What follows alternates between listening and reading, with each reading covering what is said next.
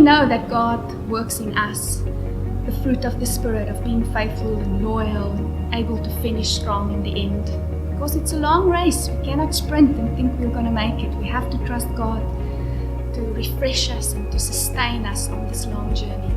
But how do we remain consistent? How do we remain faithful? How do we encourage our cell members and our small group members to actually finish with us so that people don't get lost in the long journey until Jesus returns one more time? In Hebrews 12, the writer of Hebrews gives us a little hint, and he says Jesus is the author and the finisher of our faith. But for the joy that was set before him, he endured. So there's an element of a joy, a reward right at the end that gives us the stamina and the ability to, when we focus on that end result, to go through it, irrespective of the ups and the downs of the journey until we make it till the end.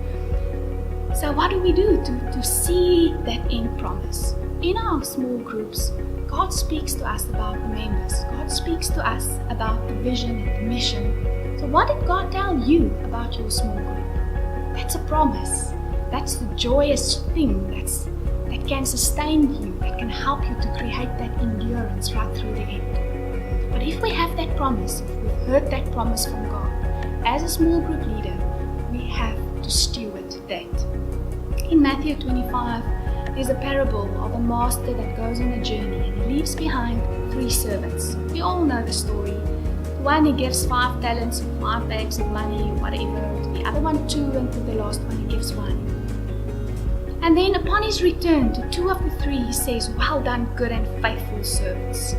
Don't we all want to hear those words from God, from Jesus when we meet him again face to face? So what triggered that words to Jesus? What happened so that Jesus spoke over their lives the very powerful words of a very faithful servant?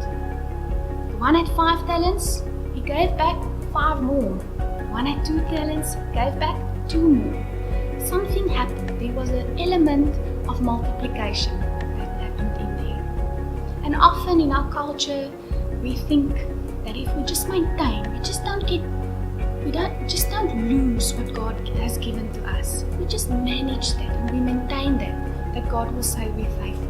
Faithfully going to church, faithfully going to a small group. But for God to speak over us, for Jesus to speak over us, good and faithful servant, there's an element, the expectation of something that needs to multiply.